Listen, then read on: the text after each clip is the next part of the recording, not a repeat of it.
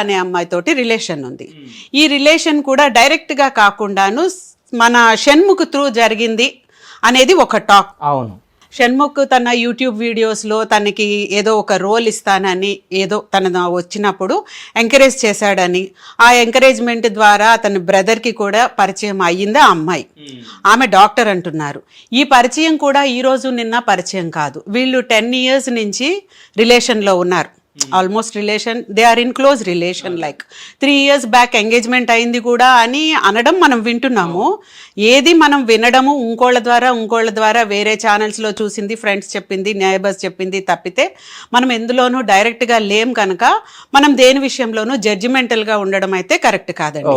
Let it be about Shanmukh, లేకపోతే మన సంపత్ అయినా మౌనిక గురించి అయినా ఆఖరికి. ఎందుకంటే ఆడవాళ్ల నేచర్ ఎలా ఉంటుందంటేనండి, వాళ్ళని నెత్తి మీద పెట్టుకున్నంత వరకు ఒకలాగా ఉంటారు. ఎనీ టైము మీరు వాళ్ళ పట్ల ఇంట్రెస్ట్ తగ్గించారనుకున్నా, ఇంకోళ్ళ సైడ్ వెళ్తున్నారనుకున్నా, మనం కొంతమంది లేడీస్ని చూస్తూ ఉంటాము. వాళ్ళు ఎంత కోపాన్ని పెంచుకున్నారు అనే దానికి రీజన్ వెతికితే తన హస్బెండో బాయ్ ఫ్రెండో వాళ్ళ మదర్కో సిస్టర్కో లేకపోతే ఇంకోళ్ళు ఎవరికో ఎక్కువ ఇంపార్టెన్స్ ఇచ్చి తినకు కొంచెం తగ్గించారు అన్న ఫీలింగ్ కూడా తను డైజెస్ట్ చేసుకోలేదు. ఇన్ కేస్ ఇప్పుడు మన మౌనిక వీళ్ళిద్దరు relation 10 years is pretty long period నన్ను అడిగితేను. Within few years relations marriage అయిన తర్వాత డైవర్స్లే తీసుకుంటున్నారు. వీళ్ళు 10 years కలిసి ఉన్నారు. సో ఒక రకంగా చెప్పాలంటే వాళ్ళిద్దరు కెమిస్ట్రీ బాగానే ఉంది. మేబీ ఇద్దరికి ఒకళ్ళంటే ఒకళ్ళు ఫుల్ ఫ్లెడ్జ్డ్ ఇంట్రెస్ట్లోనే ఉన్నారు, ఒక ఇంట్లో ఉంటున్నారు అనేది కూడా మనకి తెలుస్తుంది. సో ఒక ఇంట్లో ఉండి లివ్ ఇన్ రిలేషన్ అంటే జస్ట్ ఏదో కాకుండాను they are sharing everything. So అందరూ చూస్తున్నట్టు అతను ఆమెకి తాళి కట్టలేదు, వాళ్ళిద్దరు భార్యాభర్తలు అని చెప్పేసి సొసైటీలో తిరగటం లేదు, వాళ్ళకి పిల్లలు లేరు, ఇది కరెక్టే. కానీ మిగతా అన్నీ వాళ్ళిద్దరి మధ్య నార్మల్ వైఫ్ అండ్ హస్బెండ్కి ఉన్నట్టే ఉన్నాయి.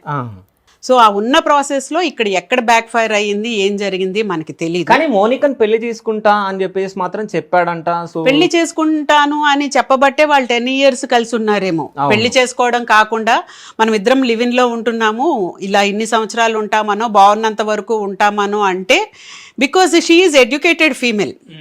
తను ఏదో మామూలుగా జస్ట్ ట్రాప్ చేస్తేనో ఫ్లర్ట్ చేస్తేనో పడిపోయిందని మనం అనుకోవడానికి లేదు. అలాగే షణ్ముఖ్ చెప్పాడు, నువ్వు వెళ్ళి మా బ్రదర్ తోటి కలిసి ఉండు, మీరిద్దరు కలిసి ఆ రూమ్లో ఉండండి. ఇలాంటివన్నీ ఒకళ్ళు చెప్తే అయితే అంత ఈజీగా చదువుకున్న పిల్లలు అయితే చేయరండి. అన్లెస్ వాళ్ళకంటూ ఒక థాట్ ప్రొసీజర్ ఉంటుంది, దానికి మ్యాచ్ అవుతుంటేనే కలుస్తారు. వాళ్ళిద్దరు అలా కలిసి ఉంటున్నారు. MBBS చేసిన ఒక అమ్మాయి ఒక అతనితో 10 సంవత్సరాలు కలిసి ఉందంటే తనకి కొన్ని ఆశలు ఖచ్చితంగా ఉంటాయి. చాలా ఫ్యూచర్ని చూసింది. ఆ ఫ్యూచర్ ఎందుకు వాళ్ళకి వాళ్ళ రిలేషన్లో ఫర్దర్గా కనిపించలేదో మనకి తెలీదు. ఎందుకంటే ఈగోస్ ఉంటాయి, చిన్నవి చాలా పెద్దవి అవుతాయి. ఒక మొమెంట్లో వచ్చినప్పుడు మన ఇద్దరం వద్దనుకొని వీళ్ళిద్దరు పెళ్లి చేసుకుని ఉంటే హ్యాపీగా డైవర్స్ తీసుకునేవాళ్ళు.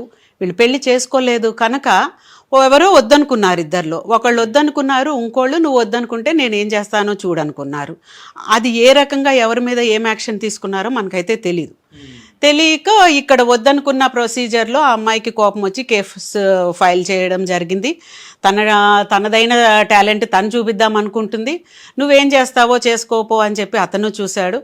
ఇద్దరు ఒకరికొకళ్ళు బాగా పోటీ పడ్డారు. ఇందులో కూడా మేడ్ ఫర్ ఈచ్ అదర్ లాగా టాలెంట్స్ వచ్చినట్టున్నాయి అవుట్పుట్. సో అతన్ని పట్టుకోవడానికని ఆమె వచ్చింది. అతని లక్, అతను ఆ టైంలో లేడు. షణ్ముఖ్ది సూపర్ బ్యాడ్ లక్. అతను ఉన్నాడు. అది 1 gram ముట్టుకున్నాడా, 5 grams ముట్టుకున్నాడా, అతను పట్టుకున్నాడా, అక్కడ ఏంటిది అని చేత్తో చూస్తున్నాడా, ఏం జరిగిందో తెలీదు.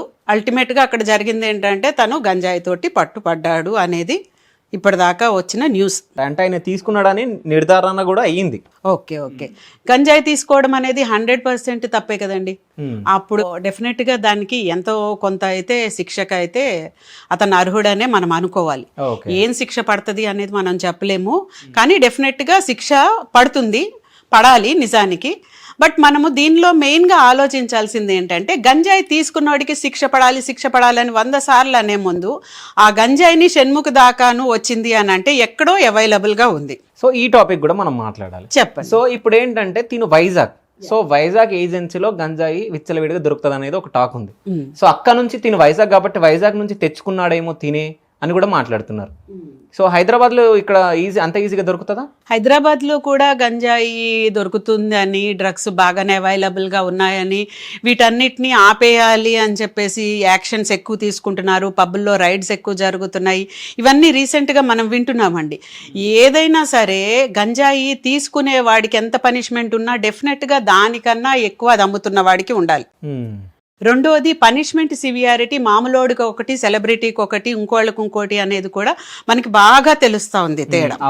ఈ గంజాయి అనేది అవైలబుల్గా ఉండకూడదు అని చెప్పి వీటికి సపరేట్ సెక్షన్ 1985లో నార్కెట్ ఒక సపరేట్ సెక్షన్ పెట్టి అందులో వీళ్ళని పనిష్ చేయడానికి ట్రై చేస్తున్నారు.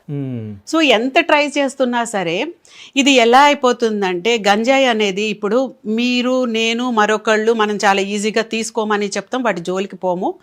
క్లాస్ ఆఫ్ ఫ్యామిలీ అనేది ఒకటి తేడా పడుతుంది, మనం పెరిగిన విధానమో లేకపోతే ఇంకొకటి. అన్నిటినీ మించి మనం సెలబ్రిటీలు కాదు, మనని ఎవరు ఫాలో అవ్వటం లేదు, మనకి ఏ క్రేజ్లు అంత రేంజ్లో ఉండవు. పెద్ద పెద్ద వాళ్ళు ఇలాంటి పనులు చేస్తాము, చాలా మంది పిల్లలు చూస్తున్నారు ఇవాళ రేపు. సో ఒక కేసులో ఇప్పుడు గంజాయి గురించే అనుకోండి, ఇట్లాంటి కేసుల్లో నిజం ఎంత అనుకున్నా అబద్ధం ఎంత ఉందనుకున్నా కానీ మనం రాణాని చూసాం, రకుల్ ప్రీత్ని చూసాం, ఇలా చాలా సెలబ్రిటీస్ ఒకళ్ళిద్దరు కదండి, మనం అలా లెక్కలోకి వెళ్ళిపోతే చాలా మందిని మనం చూస్తూ వచ్చాం. సో వీళ్ళందరినీ ఏం పనిష్ చేశారు? చేయలే. రెండోది గంజాయి తీసుకుంటే ఎలా ఉంటుంది అన్నట్టు మన మూవీస్లో ఇప్పుడు పూరి జగన్నాథ్ మూవీస్ అవనివ్వండి, ఇంకోళ్ళ వాటిల్లో చూడండి, వాళ్ళు ఒక స్టైల్లో చూపిస్తారు. ప్రతి వాళ్ళకి ఏంటంటే ఇప్పుడు మనం ఎవరినో చూస్తామనుకోండి, ఒక మబ్బు మనిషిని, ఒక పద్ధతి అయిన గవర్నమెంట్ ఉద్యోగిని, లేకపోతే గుడుల్లో చిన్న చిన్న పూజారిని, లేకపోతే మిడిల్ క్లాస్లో ఏదో నెలకి ఒక 15,000 తెస్తున్న ఒక మిడిల్ క్లాస్ మనుషుల్ని చూసాం. వాళ్ళని చూసి ఇన్స్పైర్ అయ్యే వాళ్ళు ఎవరుండరు. డెఫినెట్గా ఇన్స్పైర్ అయ్యేది ఎవరినంటే నేను ఒక డాన్ అనేలాంటి మనిషిని, ఒక ప్రభాస్ అలా రావడాన్ని చూడడము, లేకపోతే చేతులు ఇలా ఇలా ఇలా అనుకుని ముక్కుతోటి ఇలా అనగానే అది చూసిన యూత్కి మట్టుకు డెఫినెట్గా అది ఇలా పైకి లాగుతుంటే వచ్చే కిక్ ఉంది, ఏదో ఉంది అనుకుంటారు. అక్కడ ఏముంది లేదు అనేది మర్చిపోయి ఏదో ఉంది అన్న ఫీలింగ్ మట్టుకు వస్తుంది. మీకు అది గనక అవైలబుల్గా ఉంటే ఏముంది ఎంత ఉంది ఒక్కసారి చూస్తే తప్పేముంది, ఇలా అనిపిస్తుంది. ఇది సృష్టి సహజం అండి, ఇలా అనిపించిందని తప్పుపడ్డం కాదు. మైండ్ సరిగ్గా ఉన్నోడు ఒకసారి చూసిన తర్వాత వద్దు అనుకొని ఇందులో ఏం లేదని పాస్ ఆన్ అయిపోతాడు. అవైలబుల్గా ఉన్నవాడు వాడతాడు. ఇప్పుడు ఎలా ఉంటుందంటే ఈ నేచరు, ఒక మనిషికి డిప్రెషన్ వచ్చింది, మీకు డిప్రెషన్ వచ్చినప్పుడు సైనైడ్ అనేది చాలా ఈజీగా మామూలు రత్నదీప్కి వెళ్ళి ఇలా ఇచ్చేసి వాడికి ఒక 10,000 ఇచ్చి సైనైడ్ కొనుక్కోవడానికి అవైలబుల్గా ఉంది. ఇలా టచ్ చేయగానే యు ఆర్ నో మోర్. ఇదే ఉందనుకోండి అవైలబుల్గా, డెఫినెట్గా మనకి 20% ఆఫ్ ద పాపులేషన్ తగ్గిపోతుంది. ఎందుకు జరుగుతుంది అలాగా? ఎందుకంటే అది అవైలబుల్గా ఉంది, వీడికి డిప్రెషన్ వచ్చింది, వీడికి బతకాలని లేదు, వీడి కష్టాలు పడలేక వెళ్ళిపోతాడు. అది అవైలబుల్గా లేదు గనక, చావంటే భయం గనక కష్టపడి చావలేక అంతకన్నా ఎక్కువ కష్టపడి బతుకుతున్న జనాలు ఎక్కువ. ఇప్పుడు షణ్ముఖ్ ఇక్కడ తీసుకున్నది ఎంతో కొంత తీసుకున్నాడు, అతనికి శిక్ష పడాలి. కానీ ఇప్పుడు మీరు చెప్పినట్టు అతను బెయిల్ తీసుకొని బయటకు వచ్చాడు. అవును, బెయిల్ తీసుకున్నాడు అంటే ఆయన చేసినట్టే కదా. బెయిల్ తీసుకున్నాడు అంటే ఇప్పుడు మీరు అరెస్టు అన్నారు, మనం అరెస్టు అనుకున్న ఇదే ఇదిలో ఈ కేసు నర్సింగి దగ్గర కదా, నర్సింగిలోను మన పోలీస్ డిపార్ట్మెంట్ వాళ్ళే లక్ష్మీనారాయణ గారు చెప్పారు, don't say it like it is arrest అయిపోయాడని మీకు ఎవరు చెప్పారు అని అడుగుతున్నారు ఆయన. సో అరెస్ట్ అవ్వడం కాదండి ఇక్కడ, దిస్ ఈజ్ ఎంక్వైరీ అన్నాడు. మేము ఎంక్వైరీ చేస్తాము, ఇది అయిపోయిన తర్వాత ఏం ఫైల్ చేస్తాం మాకు దొరికిన ఇన్ఫర్మేషన్ని బట్టి. దాని తర్వాత జ్యుడిషియల్ ప్రొసీజర్ ఉంటుంది. జ్యుడిషియరీలో అంతా వాళ్ళు వెళ్ళాల్సిన స్టైల్లో వెళ్ళి కేసు ఇన్వెస్టిగేషన్ అంతా కంప్లీట్ చేసి ఆ తర్వాత కోర్టుకు వెళ్ళి ఫర్దర్గా కేసు అటు ఇటు అయిన తర్వాత ఇచ్చే జడ్జిమెంట్ అది ఫైనల్. ఇప్పుడు this is only in investigation stage. సరే, ఇప్పుడు మనం ఇక్కడ ఒక పాయింట్ మాట్లాడుకోవాలి. సో ఇన్వెస్టిగేషన్ లో భాగంగా వాళ్ళ అన్నయ్య పైన FIR రాయడం జరిగింది. దాని తర్వాత ఆయనకి ఏ కేసులు ఉన్నాయి అంటే ఏ సెక్షన్ ప్రకారం ఏ కేసులు ఉన్నాయి అనేది కూడా పెట్టడం జరిగింది ఆయన పైన. అంటే 417, 420, 376 అనుకుంటా వాళ్ళ అన్నయ్య మీద పెట్టినాయి. బట్ అట్లాంటిది సెక్షన్స్ షణ్ముఖ్ పైన ఎందుకు పెట్టలేదు? లేదు షణ్ముఖ్ మీద ఎందుకు పెట్టలేదు అని అంటే సెక్షన్ 376 సెక్షువల్ హెరాస్మెంట్ కింద వస్తుందండి. సెక్షన్ 417 చీటింగ్ అంటారు. సెక్షన్ 420 డిజానెస్టీ గురించి ఉంది. సో ఈ 3 సెక్షన్లో దేనిలోనూ నిజానికి షణ్ముఖ్ రిలేట్ అయ్యలేడు. సెక్షువల్ హెరాస్మెంట్ మౌనికాని చేసింది సంపత్ అని చెప్తున్నారు. అలాగే ఆ అమ్మాయిని చీటింగ్ చేశాడు, ఆనెస్ట్ తోటి లేకుండా ఇది చేశాడు, ఇవన్నీ చెప్తున్నారు. సెక్షువల్ హెరాస్మెంట్ 10 years చేశాడా అండి? సెక్షువల్ హెరాస్మెంట్ నేను I'm not supporting neither Sampath నార్ మౌనిక. నాకు తెలిసి నేను సొసైటీలో చూస్తున్నది ఏంటంటే మగవాడు గనక బాగా ఇబ్బంది పడినప్పుడు డ్రాప్ అయిపోవడము, కన్విన్స్ చేయడానికి ట్రై చేయడము, నాకు నువ్వు వద్దు ఇంకో పెళ్లి చేసుకుంటాను అనడము, ఏదో ఒక రకంగా ఇంకో యాక్షన్ తీసుకుంటున్నాడు. కానీ ఫీమేల్ అయితే మటుకు తనకున్న అడ్వాంటేజ్ ఏంటంటే నేను ఆడదాన్ని అవ్వడం అనేది ఆమె బాగా మైండ్లో పెట్టుకొని ఏ రిలేషన్లో అయినా సరే మగవాడు ఆడదాన్ని ఇబ్బంది పెడుతున్నాడు. సెక్షువల్ హెరాస్మెంట్ నిజంగా MBBS చేసిన ఒక అమ్మాయిని సెక్షువల్గా హెరాస్ చేస్తూ ఉంటే 10 years ఆ మనిషితో రిలేషన్లో ఉంటుందా? సో 10 years బానే ఉంది. దాని తర్వాత ఇప్పుడు మోసం 10 years లో both are they enjoying whatever they are doing. నేను మౌనికాది కూడా తప్పనట్లేదు, సంపత్ది కూడా తప్పనట్లేదు, ఎవరిది అనట్లేదండి. Whatever you people did, మీరు ఇద్దరు కలిసి ఇన్ని రోజులు చేసింది దానికి మీరు ఏ వర్డ్ అన్నా పెట్టుకోండి, హెరాస్మెంట్ అని అనకండి అంటున్నాను. చీటింగ్ అని అంటే ఇక్కడ నన్ను చీట్ చేయండి అని చెప్పేసి ఎవరు కూల్గా కూర్చొని ఉండరు. ఇప్పుడు ఉన్న సొసైటీలో అయితే భగవంతుడు సృష్టించిన మనుషుల్లో అంత అమాయకులు అనేవాళ్ళు ఎవరు లేరు. అన్నదానికి నేను ఒకటి క్వశ్చన్ అడుగుతాను. చెప్పండి. ఇప్పుడు పెళ్లి చేసుకుంటా అన్నాడు అమ్మాయిని, మౌనిక అనే అమ్మాయిని. సో మౌనిక అమ్మాయిని చేసుకోకుండా వేరే అమ్మాయితో ఉన్నాడు. అది మెంటల్ టార్చరే కదా, ఆలోచిస్తా ఉంటది కదా. డెఫినెట్ ఆమె ఆలోచిస్తుంది. ఇన్ని సంవత్సరాలు కలిసి ఒక ఆమెతోటి ఫ్యూచర్ అతను నిజంగా ఊహించుకోబట్టే అతను మన ఇద్దరం పెళ్లి చేసుకుందామని అని ఉంటాడు. డెఫినెట్ గా పెళ్లి చేసుకుందామా అన్నవాడు పెళ్లి చేసుకోకుండా వద్దనుకున్నాడు.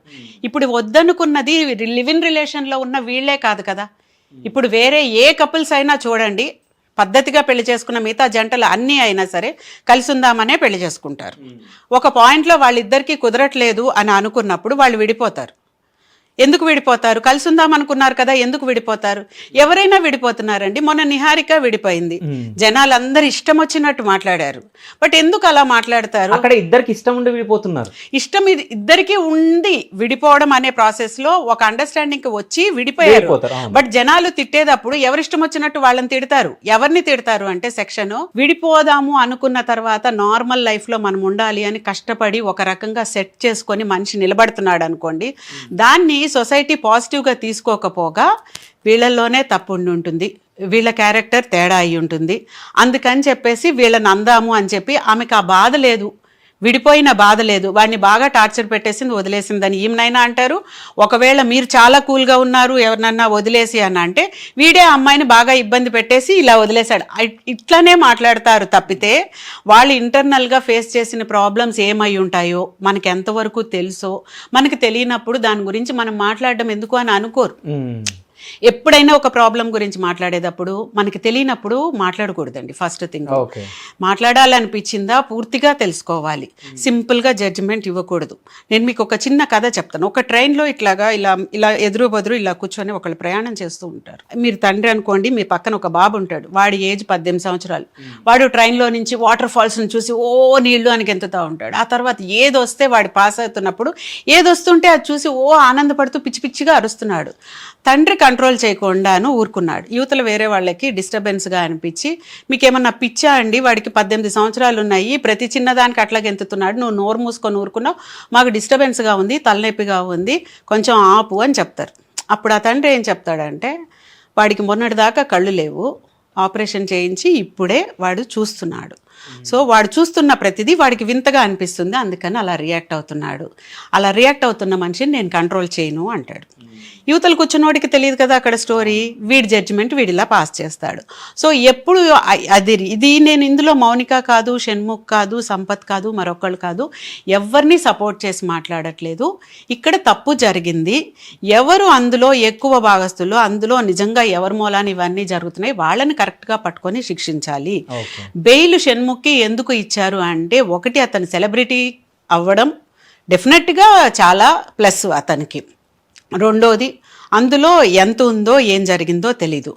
అది అంత కనిపెట్టలేంది. ఇంకా మనం మాట్లాడాలంటే సంపత్ ఎంతవరకు అమ్మాయిని ఇది చేశాడనేది మీరు తెలుసుకోలేరు. బట్ షణ్ముఖ్ మటుకు తీసుకున్నాడా లేదా మెడికల్ టెస్ట్ చేయంగానే with in minutes you will get the report, మీకు తెలిసిపోతుంది.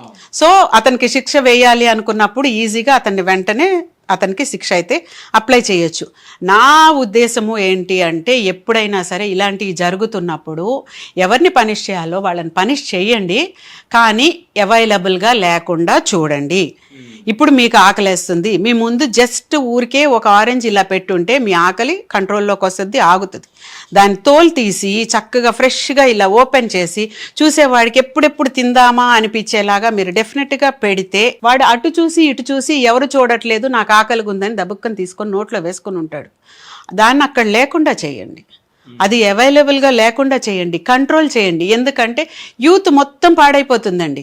పిల్లలు ఎంతో చదువుకుంటారు, వాళ్ళ కోసం పేరెంట్స్ ఎంతో కష్టపడతారు, అనుకోకుండా ఇప్పుడు ఆపరేషన్ లేకుండానే మోకాళ్లకు ప్లాస్మా ట్రీట్మెంట్. మీ ఆర్థోపెడిక్ సమస్యలన్నిటికీ రోబోటిక్ టెక్నాలజీ ద్వారా తక్కువ ఖర్చుతో శాశ్వత పరిష్కారం. ఫ్రీ కన్సల్టేషన్, ప్రతి ట్రీట్మెంట్ పై 20% డిస్కౌంట్. ఈ ఆఫర్ కొద్ది రోజులు మాత్రమే, త్వరపడండి. V9 hospitals 9281465842.